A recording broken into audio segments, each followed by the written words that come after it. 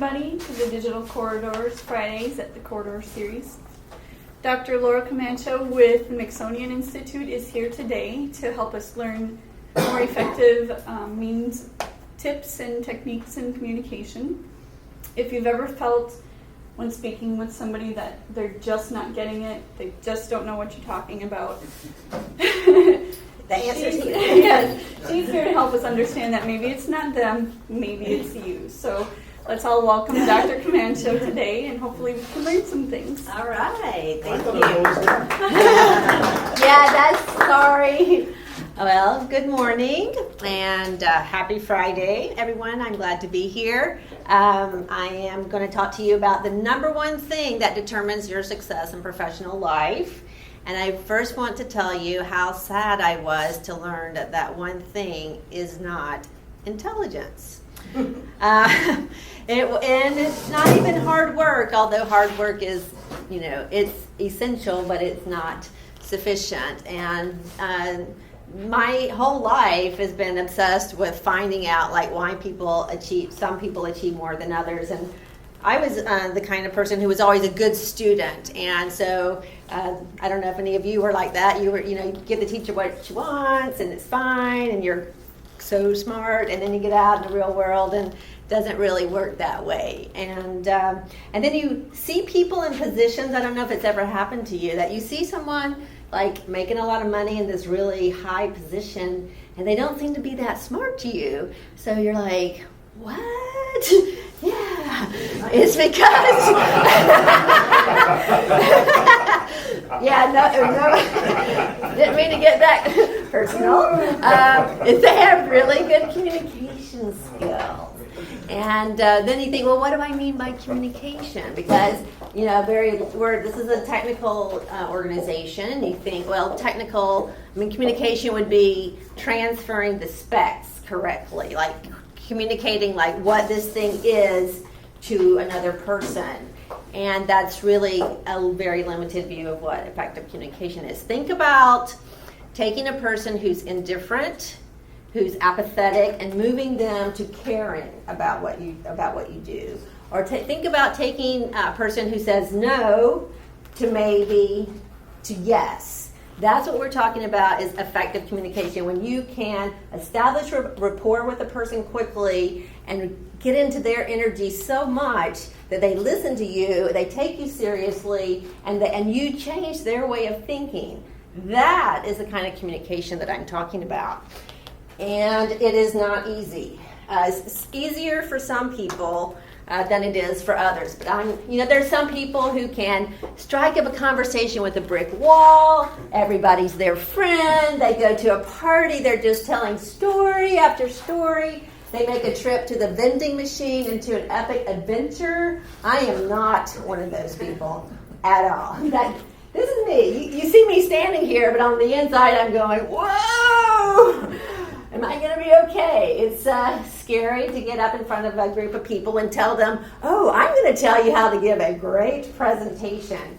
But here I am, and I just want you to know that anybody can get better at this skill. It's like I said, it does come easier to some people, but the kind of people who can do a deep dive into any domain, like mine is rhetoric, political rhetoric. I'm an expert in Latin American political rhetoric. If anyone ever wants to become a Latin American dictator, I can help you with that. And Ernest was just in Bolivia, so we might have something to talk about there.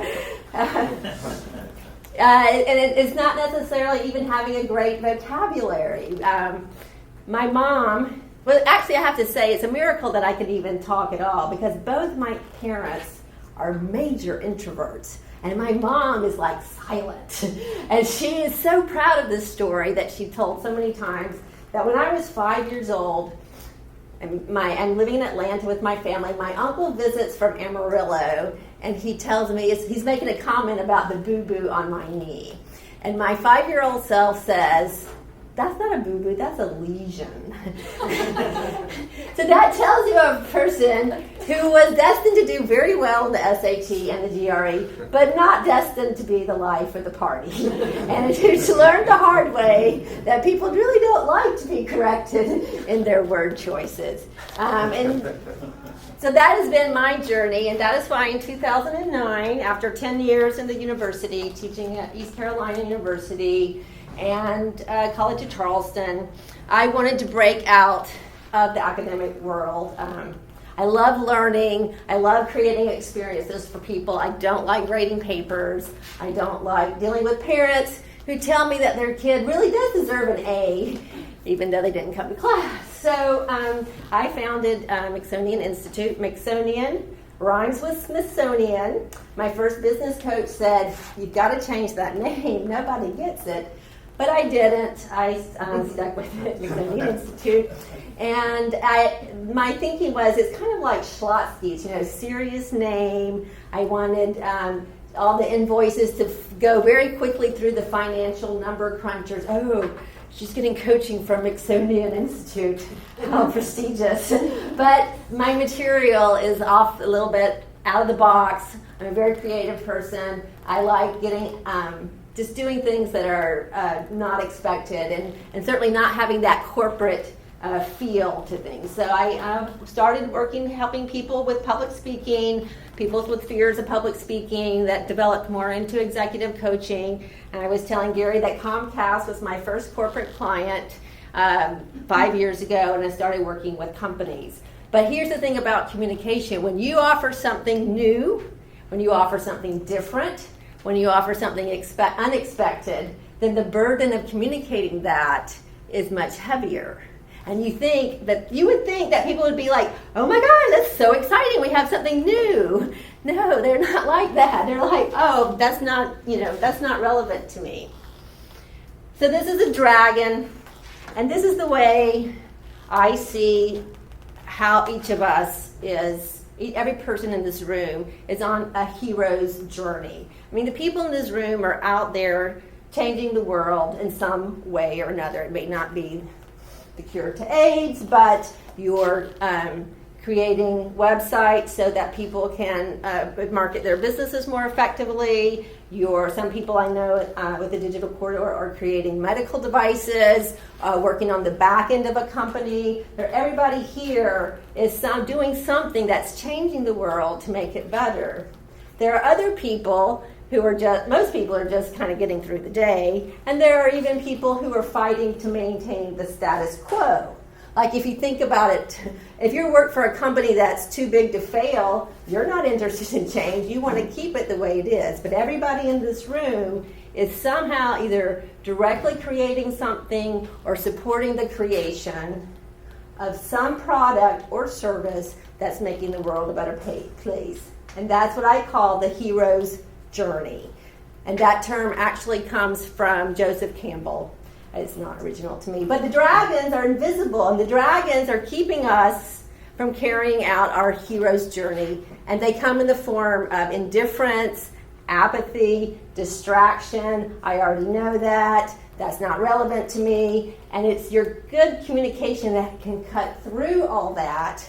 And I think that today the burden of communicating your message is more complex. Everybody's more distracted. There's so many more options that it's even more important today to be a better interpersonal communicator. Now, I'm going to talk a lot about public speaking today, but really everything I tell you is for any kind of conversation that's a significant one. If you're saying, please pass the salt, you probably don't need all this. But for any kind of important conversation where you want to inspire people, you want to change a behavior, you want to win them to your side, the things I'm going to talk about are going to help you. So this is what keeps me going. This lets me know that there's a lot of work to be done still. And in fact, when I started Mixonian Institute, I was aware of this kind of stuff. This is from a real presentation. I tried to de-identify it. I was like, gosh, most communication in companies is so bad. I'll be a millionaire so fast because I've got the answer, right? And the person who gave this presentation, I was there. I took that picture. It's without permission. I'm using it without permission. But just to give you, I'm sure you've all seen this or worse, what passes as corporate communication. And it was a total snoozer. A very smart, articulate, intelligent woman delivered this message that was inappropriate for the audience, and then nobody was paying attention. So this is an example of what I'm out to change. So I have come to realize that what happens is people and companies underestimate and undervalue the importance of what I'm talking about, communication skills. It's just, it's fine, they don't think about it, it's not an urgent problem, there's no lawsuit involved, they don't see the money. It's just generally undervalued. But I put the picture of James Bond. By the way, Spectre opens November 6th. It's directed by Sam Mendes again, and the last Skyfall was also directed by him. So I'm really excited to see how he's going to deliver another blockbuster. Anyway, this is something that I learned. I'm going to save you the trouble of getting your PhD in communication. I'm going to tell you the most important thing that I learned. So I studied the movie industry, and I studied Latin American rhetoric. I'm just kind of a very curious person. My tombstone is going to say, curiosity killed this cat. The movie industry is very, very successful in our country. It's a global player, and every movie has a budget. You have a budget for the talent, the cast, the directors, it takes really an army of people to make a movie or a video. And then you've got pre-production, and you've got post-production, you've got the cost of going on location. So you have this budget for making the movie. And then there is another budget for marketing the movie. And what shocked me is that the budget for marketing the movie, for letting people know what this movie is about, is the same. They spend the same amount of money to market a movie as they do to make a movie. And they're super successful. And you would think, why do they do that? Well, because that's how our movie industry has become the global leader in content entertainment production, because they do get the importance. They understand that everybody's busy, everybody's distracted. They think they've got 100 other things to do than go to the movies, or they've got 20 movies they could go to on any particular night. That industry values communication. So I invite you to put a little bit more emphasis on the role of communication. Now, I don't know if everybody in the room is old enough to remember what this is. This is a telephone. And I use this picture because it illustrates to me another dragon, another factor that makes communication tricky. And that is, well, I'll go back to say that when I was in middle school, I think, or high school, I had a princess phone. I'm dating myself, but very cool. And I was very happy with my phone in my room, so I thought it was very cool. But not one single person that I have ever met, I don't remember any conversations of people going, gosh, if I could only take a photograph with my phone, I would be happy. Nobody said that. Nobody was thinking, oh, gosh, this dumb phone does not take pictures. That conversation did not take place in the 70s and the 80s and the 90s. In fact, I remember clearly in 2006, I'd been living in Venezuela. I was home for Christmas, and my brother and sister, one of my brothers and my sister, who both work in the tech industry, they were talking about phones that were going to take pictures. And I remember thinking, and I said, why would anyone want to take pictures with their phone? That's crazy. And my sister gives me this example. She says, well, Laura, think about it. You go shopping and you want to buy something for your daughter, and you just can take a picture and send it to her.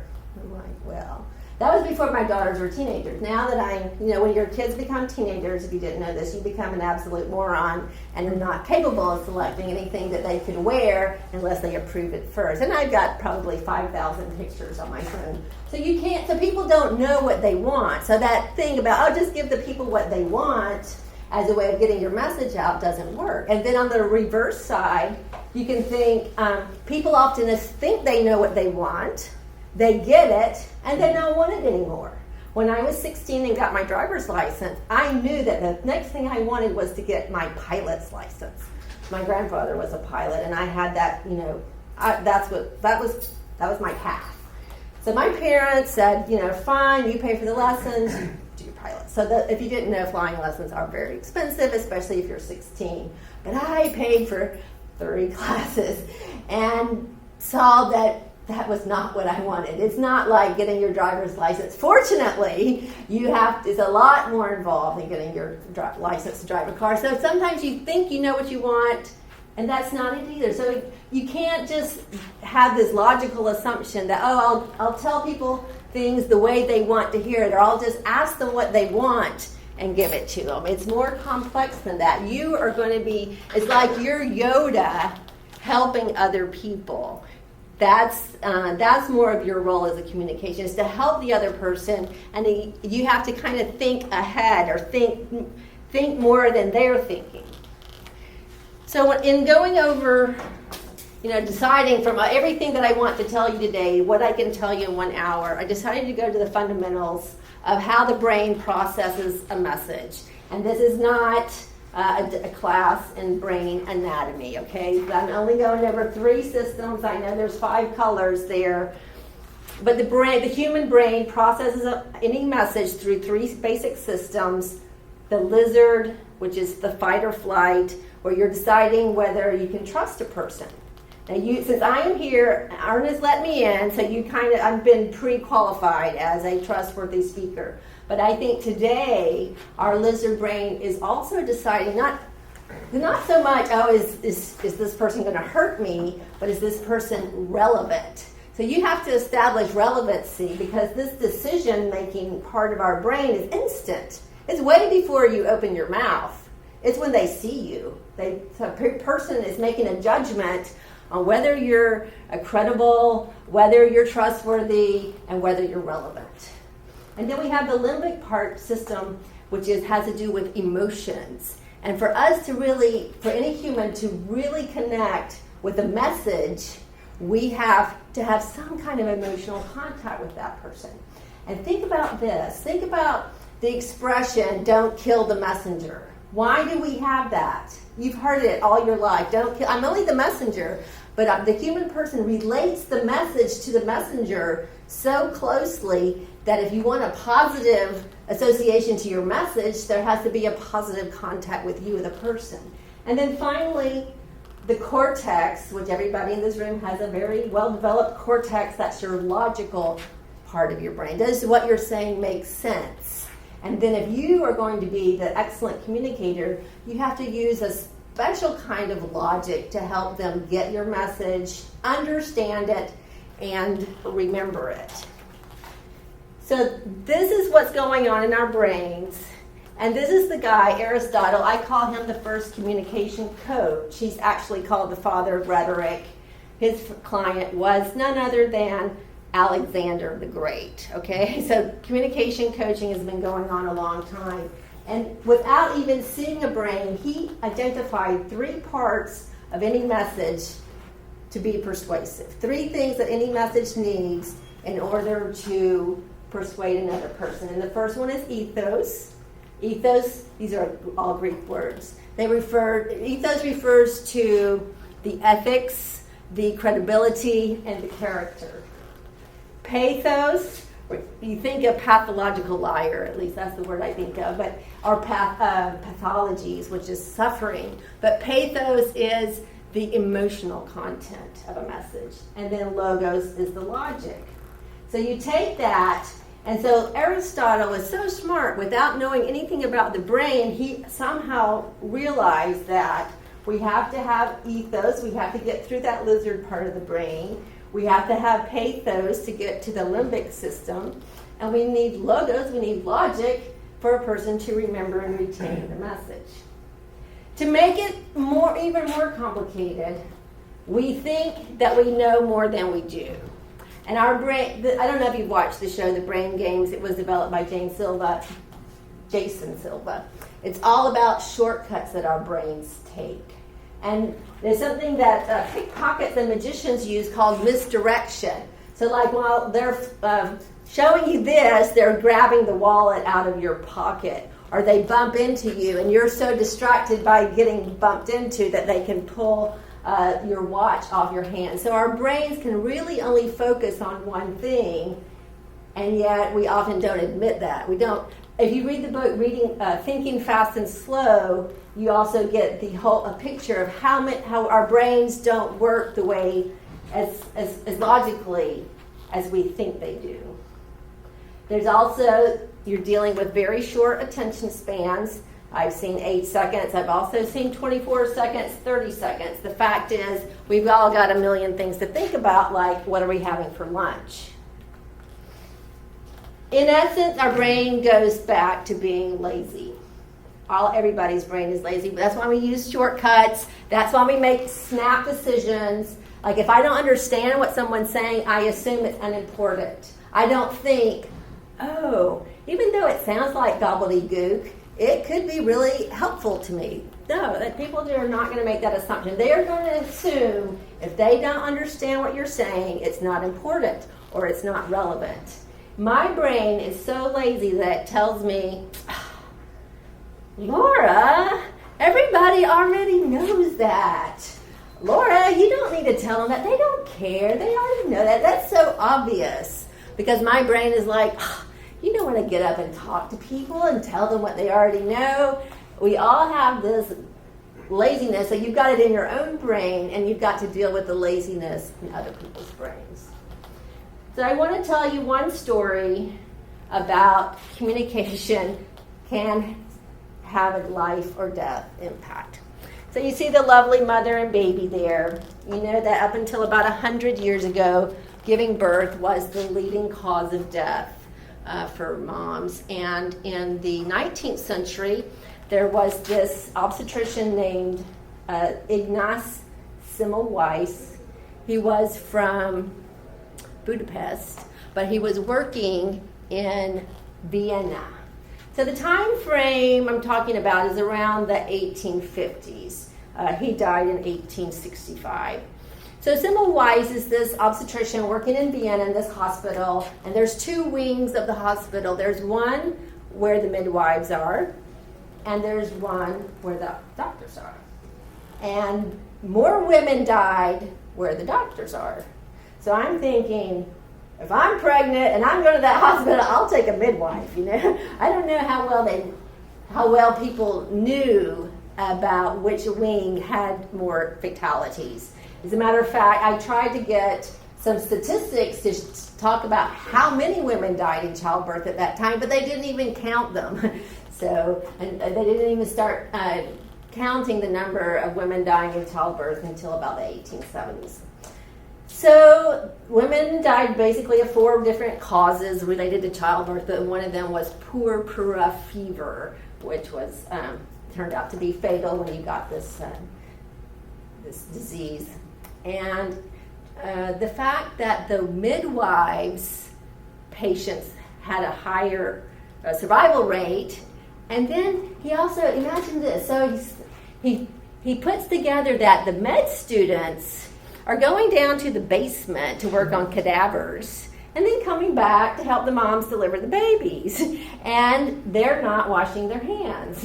So he comes up with this really revolutionary idea that washing your hands can save lives. And it is true. So you think we have a problem. It's a life or death. We have a solution, relatively inexpensive. We're going to save lives. But the medical community was like, what? You think that we are causing death? We're physicians, don't you know that? And they were offended. They said, where are your academic studies? What journal have you been published in? And they totally rejected the guy. And instead of fighting back or, working harder to get his message across, he left town, and he ended up dying a bitter man, and he died of that same purpura fever. And Ignatius Semmelweis's conclusion that washing your hands could save lives had already been discovered by 3 other physicians. One was a British guy in the 1790s, and then our own Oliver Wendell Holmes made the same conclusion and the same reaction from the medical community. It was not until Louis Pasteur's work 20 years later that the medical community accepted that washing your hands was important and could save lives. So think about it. When you're getting that, I don't need that, or that's not important, or that's irrelevant, it's not necessarily true. I mean, you can have a message that's really good for a person, but if they don't accept it, it doesn't do any good. So I wanted to talk about a model communicator, Steve Jobs. I call him Steven. I don't know why. Everybody says, Steven, it's Steve. I guess because we didn't ever meet. But, of course, I follow him closely because he's such a great speaker, but he was not always a great speaker. And I wanted to show you a little clip. Let's see if we're going to be able to. I think it's going to just. Oh, got to plug in the sound. This is a 4-minute clip from one of his talks. Whoops.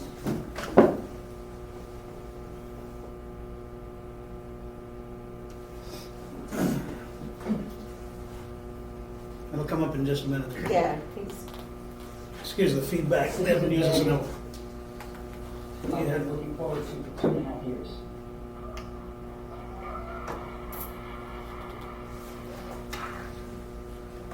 Every once in a while, a revolutionary product comes along that changes everything. And Apple has been, well, first of all, one's very fortunate if you get to work on just one of these in your career. Apple's been very fortunate.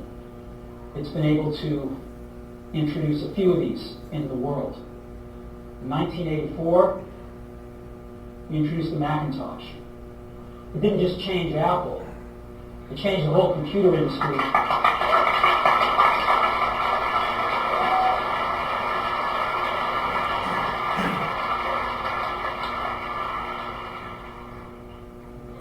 In 2001, we introduced the first iPod.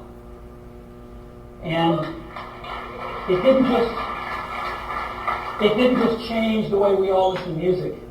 It changed the entire music industry. Well, today, we're introducing 3 revolutionary products of this class. The first one is a widescreen iPod with touch controls.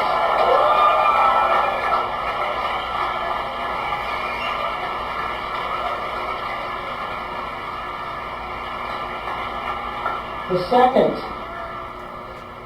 is a revolutionary mobile phone.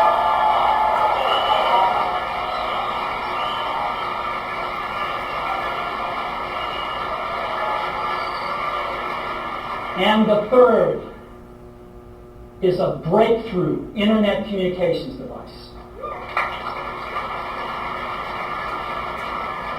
So, 3 things.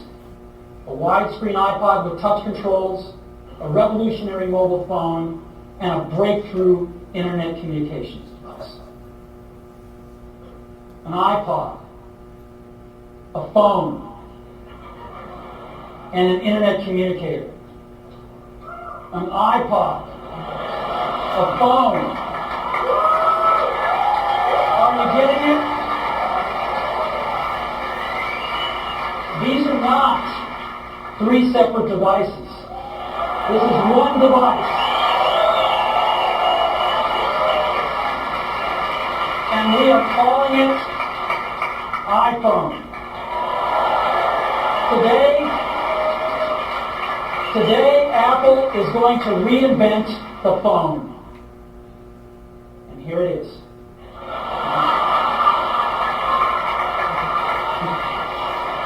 Well, actually, here it is, but we're going to leave it there for now. So, before we get into it, let me talk about a category of things. The most advanced phones are called smartphones, so they say. And they typically combine a phone plus some email capability, plus they say it's the internet, sort of the baby internet, into one device, and they all have these plastic little keyboards on them. And the problem is that they're not so smart, and they're not so easy to use. So if you kind of make a Business School 101 graph with a smart axis and the easy to use axis, phones, regular cell phones are kind of right there. They're not so smart, and they're not so easy to use. But smartphones are definitely a little smarter, but they actually are harder to use. They're really complicated. Just for the basic stuff, people have a hard time figuring out how to use them. Well, we don't want to do either one of these things. What we want to do is make a leapfrog product that is way smarter than any mobile device has ever been and super easy to use. This is what iPhone is.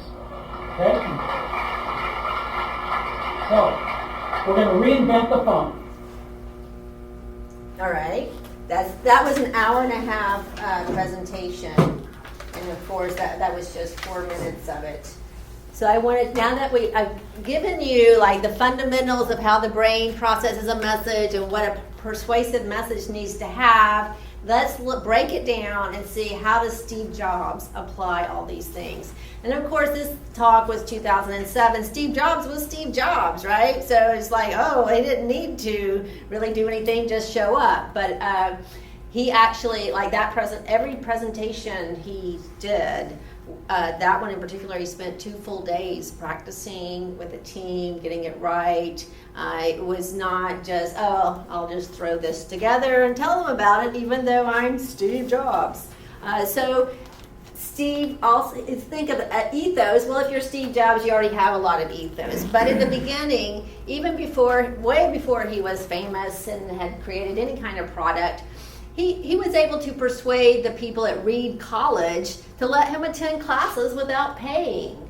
And he was, and if you've seen, I'm sure you know the stories, he was able to convince suppliers. He was a nobody from nowhere, and he got the suppliers to give him 30 days to pay for his widgets and pieces that he bought to make his first computer. He was able, after he had launched his very, very, very first computer, but way before Apple, he convinced a guy who had a private jet to fly him somewhere to meet some investors. I mean, he was a very persuasive individual. And we know that Steve Wozniak was the real brain of the brains in that company. But without Steve Jobs' communication, we wouldn't have Apple. So how does he establish trust? He's very well known for his eye contact, for looking people in the eye. And he wasn't looking at his notes. Sometimes he would have notes like hidden in different, like little cue words hidden to help him remember, because it's an hour and a half talk, and he's got the world looking at him. In fact, when Marissa Myers was at Google, she had her product managers attend these things to learn communication skills from him. And Marissa Myers has said that the difference between a great programmer and an average programmer, when you factor out the programming skills, is communication. So eye contact is important. He also used a person's name, and you think that's so obvious. And I've been teaching this for a long time. Tuesday, I'm in Harborview Towers. It's 1:30. I need to get something to eat. I go to Subway, and I walk in. Of course, I'm doing work at MUSC that day. I have my name badge on, but I'm not aware of it. And the Subway guy says, "Hi, Laura, it's great to see you." I've never been in this store in my life. I'm like, whoa, how did you know my name? And I remembered that I had my name. Then he says, "Laura, what kind of sandwich do you want? How can I fix, what do you want?" And I'm like, "Oh, I'll have a tuna sandwich." "Well, Laura, what kind of bread would you like?" And Laura, what kind of cheese would you like? And I'm like, whoa, I know what he's doing because I teach this and it's totally working on me. And I gave him what I never do. I never tip in a Subway. I put $1 in because I felt so appreciated in the Subway experience. And then, of course, the trick to using people's names is remembering people's names. And that is another hour talk in itself. Enthusiasm. He's just legendary, his enthusiasm. And I just want to make one side note to any of you who feel like you're not enthusiastic by nature. Because you see me here, I'm super excited to be here. But my default is just like, kind of, But I have learned that the attitude, people don't respond to that very well. You can be the same person, and if you're excited about what you're doing, other people are going to be excited too. If you're not excited and not confident that what you're doing has value, you can never expect anybody else to. So I can just tell you from experience, enthusiasm can be cultivated. He never uses mumbo jumbo technical language. He uses zippy words. He's the one that coined the phrase insanely great. When he introduced the iPad, it was revolutionary and magical. And guys, the computers are boring. Mostly technology is boring. Apple is not boring. And the body language, again, we could go into a full hour of just body language, but he's standing up straight. He's not in the World Cup soccer pose or the I need to pee pose. He's open. He has very confident body language. Notice also when we first put on the clip, Ernest said, wait a minute, he's going to come on, because he pauses. Just like that. And pausing is hard to do because it's so quiet. And there's a priest that is kind of elderly at the church where I go, and he sometimes pauses so long, you're like, does he remember what we're supposed to do next? But it's nice. Pausing adds drama, and notice he's not rushed at all. He's, talking at a conversational speed. And yet, when you're excited, as I am, the natural thing to do is to hurry up and tell you everything that's so great about what I want to tell you. But it's much better to not be rushed. And he doesn't use any technical language. So those are things that help him to establish that ethos. What does he do for emotional contact? And this picture I put up, this is a Bugatti. It cost $2 million. So tell me, all you technical, logical thinkers, is that an emotional decision or a logical decision to spend $2 million on a car? Enough said. Adding emotion to your talk doesn't mean melodrama. You don't have to have tissues available because you're going to just make them all cry. It just means really being your human self and showing a little vulnerability. Steve's passion for what he does, not just in creating products, but the purpose behind that. And if you take away only one thing from today, when you tell people why you are doing what you do, you're ahead of the game. Because he saw that he wasn't just creating computers, he was creating tools to help creative people do something special in the world. That's what he was doing. If you remember the ad campaign, I think it was from 1997, where he had Muhammad Ali and Alfred Hitchcock, Maria Callas. He had all these iconic global figures. Martin Luther King is in it, and he says these are the misfits, these are the people that are crazy when they became legends, and he ends up saying that the only people that can change the world are those who are crazy enough to think they can, or something like that. That was his why. And of course, that passion develops into enthusiasm. But you can be passionate about something and just not be an overtly enthusiastic person. Those are two separate qualities. And I just know, because I have been in situations where I'm very passionate, but I wasn't, so obvious about it. But people respond to that. And he's very energetic. He took 3 significant medical leaves And after those medical leaves, he was still on the stage. He cannot have been feeling well, but you would not know it from his stage presence. He's humorous. I know some people are great at telling jokes. I'm not. But the best way to have humor is to make fun of yourself. And of course, his obsession, because people find these qualities of passion and obsession, and that is so magnetic. We're drawn to it. It's like, I'll have what she's having. When you see somebody that's like so excited about it, you're just curious, and it makes you want to have what they're having. This is the first day. He starts off by saying, I'm going to read it. This is a day that I have been looking forward to for 2.5 years. Wow.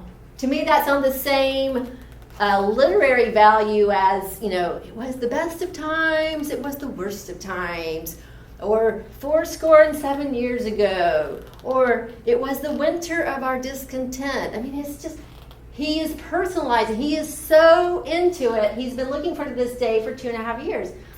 Wow. Here's another statement. I didn't sleep a wink last night because and then he segues, he goes into, we're just the greatest company ever. And most people are good at talking about how great their product is, but what does it mean to you personally? Why do you care personally? Because otherwise, you're just trying to sell me. But when you can get your personal connection to your message, you're getting through all those barriers of apathy and indifference. And then what kind of logic does Steve use? I'm going to go into only 3 things, and one of them is called the rule of 3. That's the number of things people can remember most easily. 3 things. So if you have several supporting points, pick the 3 most important. Organize it in 3. He introduced the iPhone as 3 different products. But he normally would introduce 3 things at a time. Another one, repeating key phrases. He used the term reinventing the phone at least 5 times in that talk. So reinventing the phone. Another thing, dressing up your numbers. By that I mean putting them into context. When he talked about the iPod and the iTunes, how many songs in a year, how many songs in a day, how many songs in a minute are downloaded. When he talked about the apps, how many apps were created, how much money did those apps make for the developers in a year.